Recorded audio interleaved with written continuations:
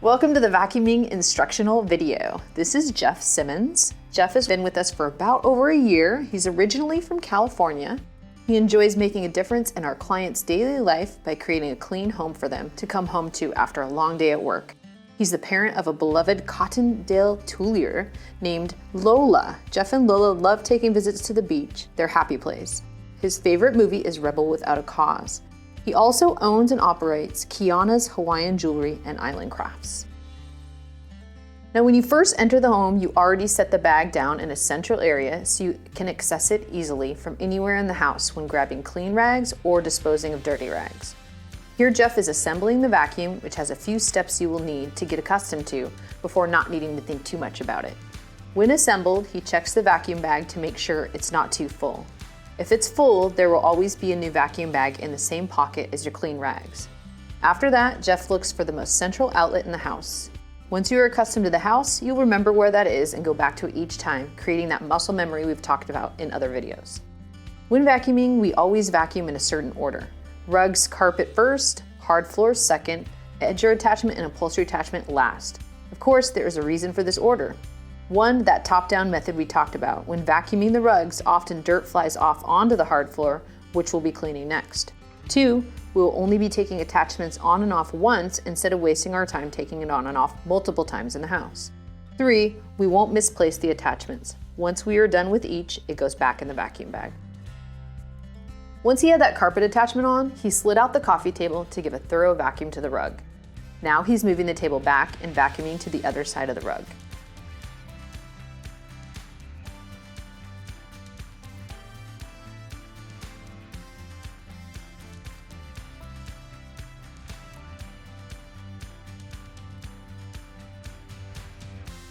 He bends over so we can vacuum under the couch.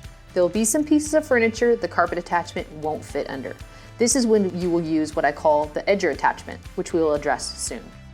Here, Jeff used his own little trick by lowering the extender on the vacuum to create a firmer grip when vacuuming the rug. Great idea, Jeff. Now Jeff is moving all the dining room chairs so he can give a thorough clean to the rug in the dining area. He slides the table back a bit.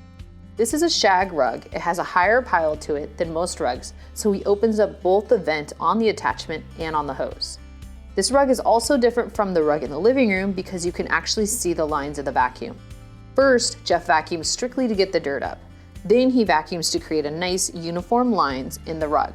This makes such a difference in the look of the home. It's an easy result to attain, and we will train you on it.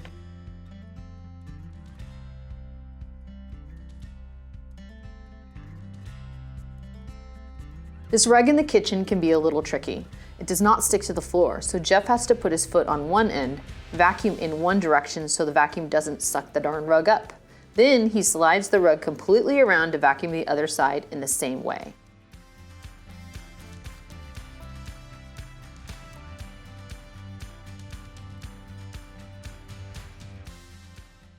When he's finished, he's going to use his fingers to straighten all the tassels on the ends of the rug.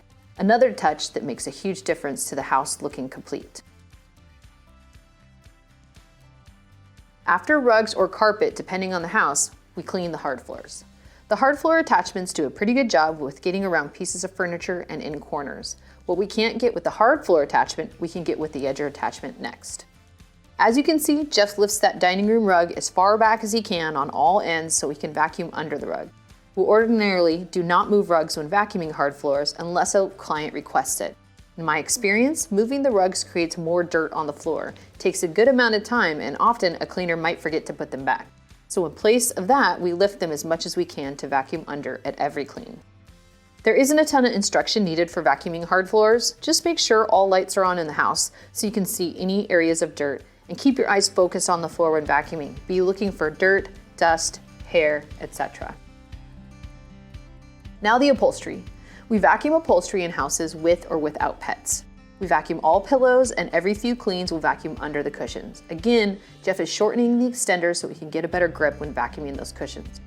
Vacuuming the upholstery is also pretty straightforward. You want to look at all sides thoroughly to make sure you got up all pet hair and crumbs. Pet hair stuck on furniture is another reason we want all lights on in the house. It's easy to miss if you don't create good lighting.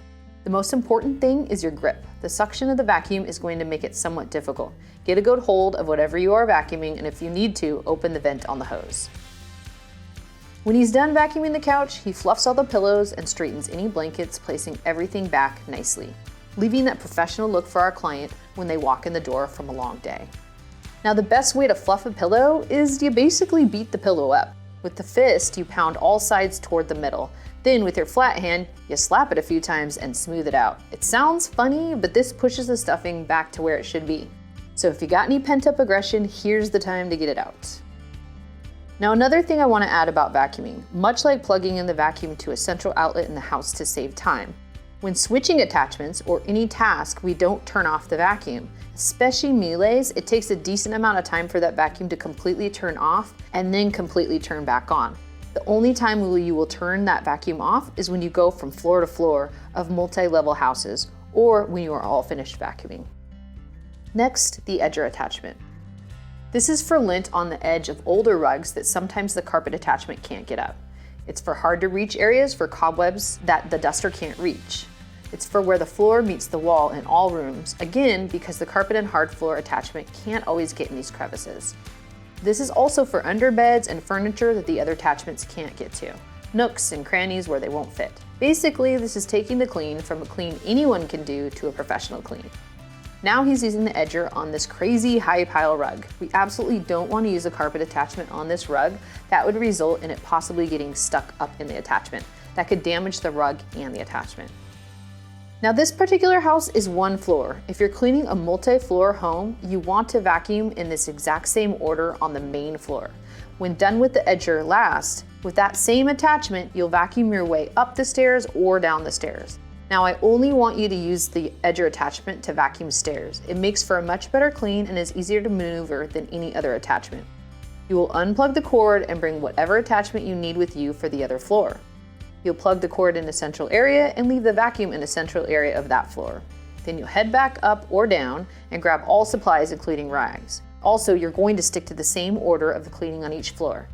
If there is an additional kitchen, which is rare, kitchen first, then bathrooms, then dusting and surfaces, vacuuming, mopping, and last, garbage, recycle, compost, unless you've been grabbing it along the way to save steps. This makes sense depending on the house. Now, when all done vacuuming the entire house, unplug the vacuum and place all items back in the bag. Run a quick inventory to make sure you have all parts and attachments to the vacuum.